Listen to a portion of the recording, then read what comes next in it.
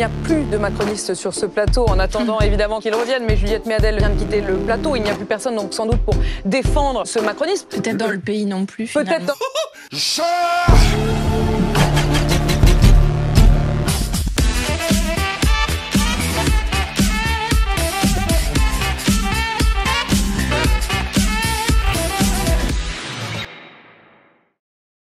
Moi, j'ai 62 ans. Il y a un certain Ambroise Croizat qui s'est battu pour que j'ai une sécu. Depuis 62 ans, j'ai une sécu. Je me retrouve avec une mutuelle. Je me retrouve avec à payer mes médicaments. Et pour finir, j'ai plus de médecin. Donc, à un moment donné, il faut quand même qu'on soit réaliste et qu'on revienne à des choses correctes. J'imagine que vous voulez que la gauche revienne au pouvoir. Oui. Mais c'est quoi la solution? Quel est le... Je vais vous dire, c'est en secret. Hein, il faut gagner les élections. Oui, mais comment les gagner? Comment? Un autre secret. En faisant campagne, en ayant un programme. Le problème, c'est que vous n'avez pas travaillé avant l'interview, ça c'est fatigant. Manuel Bompard. En fait, c'est à cause de gens comme Monsieur Vallée que sur les bouteilles de shampoing, il y a marqué ne pas boire, voilà, parce que en fait, vous confondez des choses. Ah non, qui j'ai n'ont pas rien voté à ça, voir. Monsieur Guéron. Si vous êtes vraiment... Comme vous le savez, chaque maire a une enveloppe de 990 € par mois et chaque maire peut dépenser comme il veut. Donc moi, j'ai préféré effectivement m'acheter des fringues pour être bien sapé. Moi, j'ai un revenu de même pas 800 €. Mais sur ces 800 €, il faut enlever 550 pour me loger. Donc, une personne qui n'a plus à payer de loyer, bien sûr, elle peut faire un plus grand effort que moi qui n'ai plus rien. Et d'ailleurs, je profite de l'occasion pour remercier tous nos concitoyens et concitoyennes qui travaillent et qui nous permettent d'avoir ces indemnités. Je vous écoute, c'est douloureux, je souffre, mais je le fais. Donc là, faisons la même chose qu'aux dernières élections législatives, faisons vous taire. Je comprends tout à fait qu'une personne qui gagne 1200 € par mois puisse être choquée que nous, on puisse avoir 990 € de frais des indemnités. C'est quand même grâce à eux, c'est l'État qui nous attribue donc ces subventions. On doit les remercier. Un type de droite, j'ai des amis de droite, figurez-vous, ça existe. Hein. Bon, c'est pénible souvent, mais parce qu'ils ont des opinions politiques lamentables. Vous voulez taxer des gens aisés, très aisés, Oui. qui partiront. Mais non, mais... Les entreprises, elles resteront. Quelle assurance vous avez que ces Les personnes-là entreprises vont ne rester resteront. Je vais vous répondre. Vous allez voir, je vais vous surprendre. Donc vous les aurez pas, Allez-y. vos 20 milliards. Attendez, Vous les aurez pas. monsieur Jeudi, le problème c'est que vous n'avez pas travaillé avant l'interview. C'est qui fabrique les richesses dans le monde du travail? C'est les travailleurs et les travailleuses. Mais je suis pas du tout désagréable. Si, vous êtes désagréable. Mais je vais vous dire pourquoi. Parce que dans la taxe Zuckman telle qu'elle a été proposée à l'Assemblée nationale, il y a un dispositif anti-exil fiscal qui fait que si des gens partent pendant 5 ans, ils continuent à s'acquitter de l'impôt en France. Donc en fait, ils ne peuvent pas partir parce que s'ils partent, les impôts vont continuer à les poursuivre. Comme par exemple, vous faites la moue. Les États-Unis. Mais les États-Unis le font. Et nous, on pourrait pas le faire. On peut faire du métal sans Mittal. Monsieur Mittal est un banquier, Monsieur Mittal n'est pas un industriel. Monsieur Mittal dégage et qu'il nous rende notre travail, notre savoir-faire. Je vais vous dire une chose. Quand j'arrivais en 2014 vous voir, j'adorais Paris. Je trouvais Paris formidable. En ce moment, je baisse la tête. Parce qu'à tous les coins de rue, vous avez des personnes dehors. Alors si ces personnes dehors, nous ne les nourrissons pas, nous ne les soignons pas et nous ne nous en occupons pas, la nation vaut rien. Alors j'ai entendu le président de la République dire « j'ai été élu pour 5 ans ». Tout à fait. Très bien, mais l'année dernière, quand les gens ont voté aux élections législatives, ils ont élu des députés pour 5 ans aussi, non? Non? Et pourtant, ça vous choque pas qu'on envisage l'hypothèse d'une dissolution de l'Assemblée nationale? Alors pourquoi ce qui est vrai pour les parlementaires ne pourrait pas être vrai pour le président de la République? Demain, je vais annoncer la mobilisation de la CGT ArcelorMittal Dunkerque, le plus gros syndicat de France des travailleurs de la métallurgie, à la grève à partir du 10 septembre. Reconductible! Reconductible! Est-ce qu'on franchirait pas une étape de plus, quelque chose qu'on n'aurait jamais testé pour le coup depuis le début de la 5e République? Oh, c'est pas vrai, on l'a déjà testé. Là aussi, le président de la République, dans une De interview... renverser un président? Non, attendez, le président de la République, il y a quelques semaines, dans une interview, se comparait au général de Gaulle. Alors moi, je suis pas partisan de la politique du général de Gaulle. Mais quand le général de Gaulle avait perdu un vote devant les Françaises et les Français, il en avait tiré les conséquences. Je parlais de la destitution telle que vous la voulez. Ah ben si monsieur Macron ne veut pas être destitué et préfère démissionner, ça me convient parfaitement.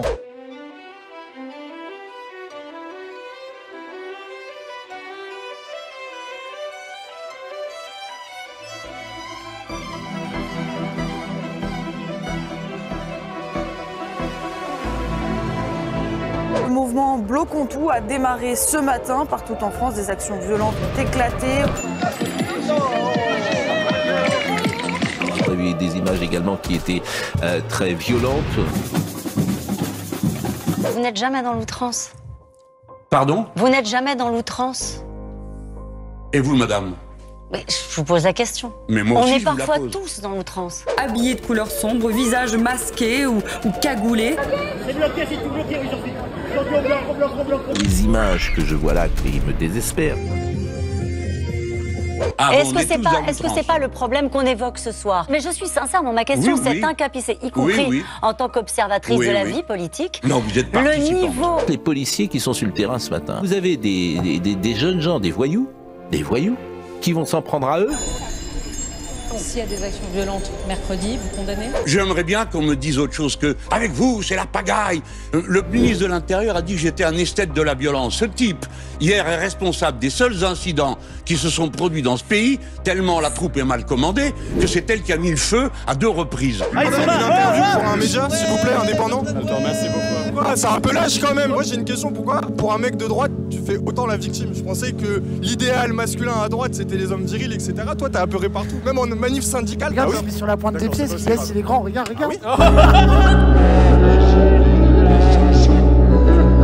Le peuple de France est un peuple courtois. Mais dès qu'on arrive en haut, alors là, c'est fini. On a droit à des gens qui sont dans des excès de langage absolus. Respectez-nous et nous vous respecterons. Voilà ce que je vous dis, mais aussi ce que vous disent les milliers de jeunes que vous avez vus hier et dont beaucoup voudraient les rayer d'entrée de plume en disant oui, c'est un caprice. Vous avez affaire à la jeunesse, la plus précarisée et la plus éduquée que la France ait jamais eue.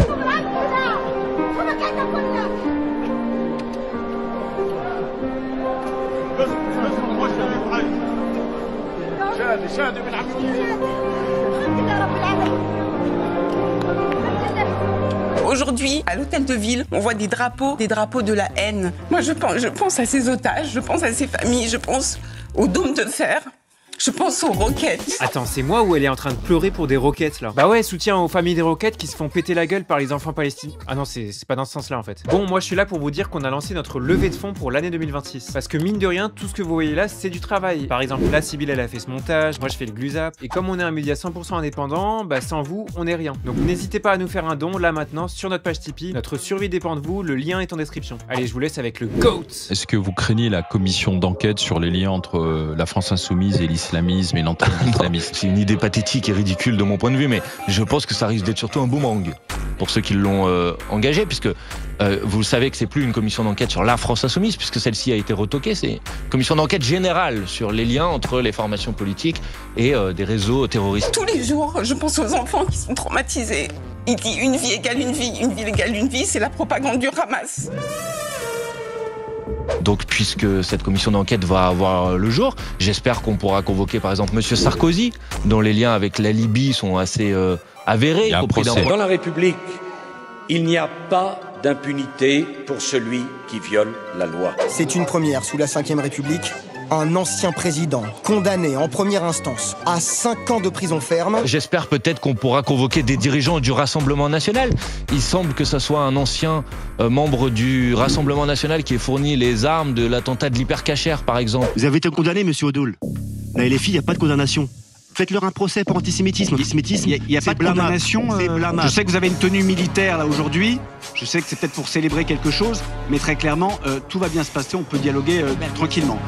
Qu'est-ce que vous insinuez là? Qu'est-ce que vous insinuez là? C'est pas ce qu'il insinue. Vous connaissez le dicton, la baffe du crapaud n'atteint pas à la blanche colombe. Je suis pas un crapaud, hein, pardon. Moi, j'ai Pas loin. jamais été condamné, monsieur Guéraud. Pas loin, C'est pas le cas des gens de... Vous voyez, si on veut faire une commission d'enquête sur les liens entre les formations politiques et les réseaux terroristes, c'est pas à la France insoumise que ça va faire du mal. Donc je pense que c'est une idée ridicule, mais si elle voit le jour, je crains pour les autres que ça se retourne comme un boomerang. Non mais répondez, allez au bout de ma tenue vestimentaire. Allez au bout, il vous a posé une question, monsieur Maxime Sauterre. Et que vous avez un style qui est assez... J'allais fêter quoi? Qui est assez virulent. Vous avez dit que j'allais fêter quelque chose, j'allais fêter quoi? Qui est assez virulent, voilà c'est tout. Non mais là, vous avez dit, je viens pour fêter quelque chose. Je fête quoi? Cette injustice est un scandale. Quand on est condamné à une peine, la peine doit être exécutée. Vous savez que vous pouvez être président de la République, gamin des cités ou n'importe quoi, la première nuit en tôle, c'est chaud.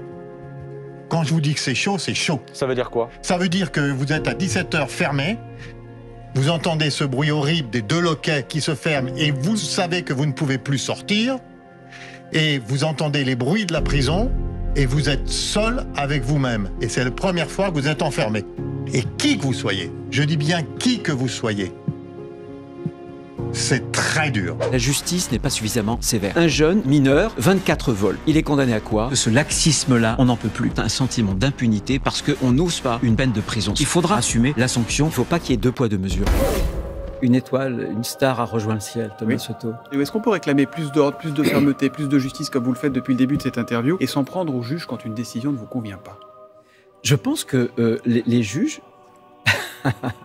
Non, écoutez... Ça va lui faire de la peine, ça va le faire souffrir, ça va le faire souffrir ses gosses. Mais en quoi ça va être utile pour la société? Que dalle! C'est précisément ce que nous défendons, nous, depuis des années. Malheureusement, cette attitude, cette bienveillance, cette compréhension de ce que fait la prison n'est possible dans ce moment-là que parce qu'il s'agit de Nicolas Sarkozy. Moi, c'est ça qui me serre le cœur. C'est parce que vous disiez, pour le gamin des cités, il n'aura jamais le droit à ce qu'on comprenne que non, c'est pas VIP, non, c'est pas le Club Med. La prison, c'est open bar, c'est le système Uber Eats, adapté à la prison, version Dupond-Moretti. Tout cela est évidemment effrayant. Bien sûr que dans ces 10 mètres carrés dans lesquels il est enfermé depuis quelques heures, évidemment que l'homme qu'il est doit souffrir. Le gamin des cités, il n'aura jamais droit aux plaidoiries de grands avocats qui expliquent comment l'affaire est bien plus compliquée.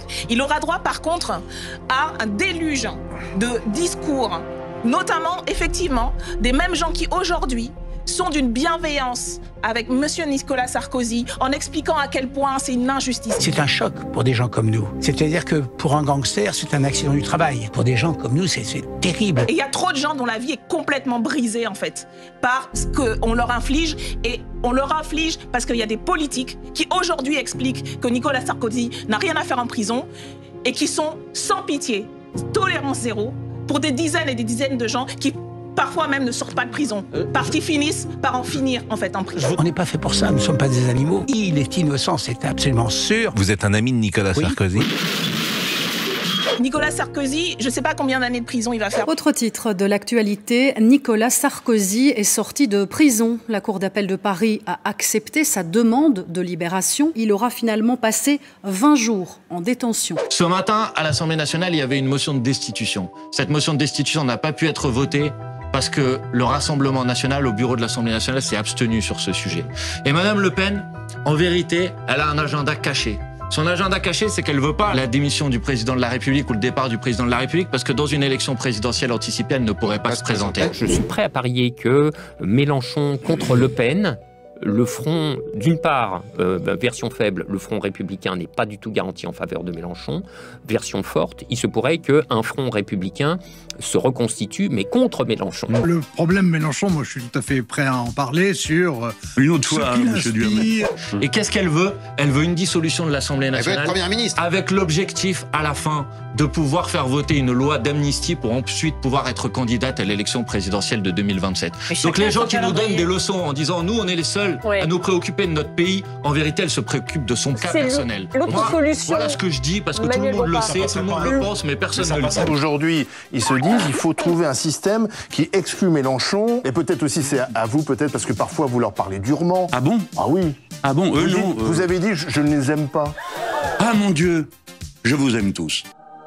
Lorsque vous avez entendu ces mots de Sébastien Lecornu, que nous suspendions la réforme de 2023 sur les retraites jusqu'à l'élection présidentielle. Lorsque vous avez vu qu'il était applaudi sur les rangs des socialistes, est-ce que comme eux, vous diriez que c'est une victoire de la gauche? Ce que j'ai fait quand j'ai entendu le Premier ministre, c'est que j'ai essayé de comprendre quel était le contenu de la mesure. Vous, à Matignon ou au gouvernement, c'est pas non. Vous dites pas non fermement et définitivement. Là, je crois qu'il faut s'élever au-dessus de sa condition.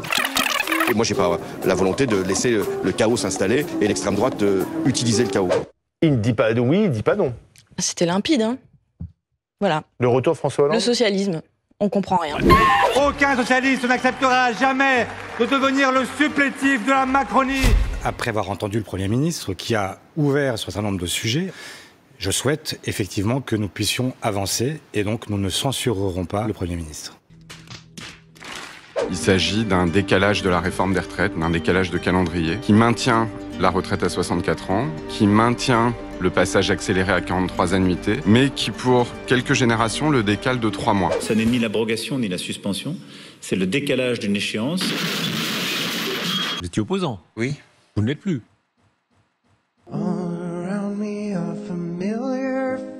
Vous dites aux socialistes, restez avec nous. Ah non, je ne leur dis rien, je leur dis de prendre leurs responsabilités. Et je leur dis aussi que Ce type d'aventure solitaire, c'est-à-dire pour aller chercher des voix centristes, pour paraître respectable, la gauche de gouvernement, etc., ça a amené 1,67 à la présidentielle pour Madame Hidalgo et un président tellement impopulaire, je parle de Monsieur Hollande, qu'il n'avait pas pu se représenter. La seule condition, c'est que vous rapportiez le scalp du Front populaire. Non mais arrêtez avec l'histoire du NFP. Dire on est de gauche et faire une politique macroniste ou centriste, ça amène à la désaffection des gens et des votes de gauche. Nous restons fidèles à nos convictions. En fait, je partage un peu le raisonnement qui a été mené, sauf que la conclusion, c'est que le problème, c'est Macron. C'est pas l'Assemblée nationale le problème. C'est pas trouver une majorité de gens qui, s'ils étaient cohérents politiquement, ne sont pas d'accord normalement les uns avec les autres. La gauche non insoumise, qui est quand même la gauche qui a gouverné. Oui, mais eux tous rassemblés font pas la moitié. Alors, on va pas en plus être responsable de Pétain pendant que vous y êtes, non? Bon, non, mais c'est pas moi qui en ai dit du bien, hein. C'est Monsieur Macron. Moi, je l'adore. Qu'est-ce que tu lui as dit à Mélenchon de Léon?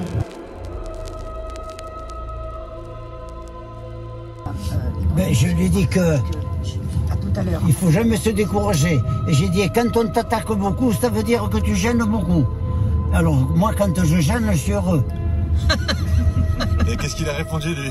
Il s'est mis à rire, mais tu as raison, tu as raison.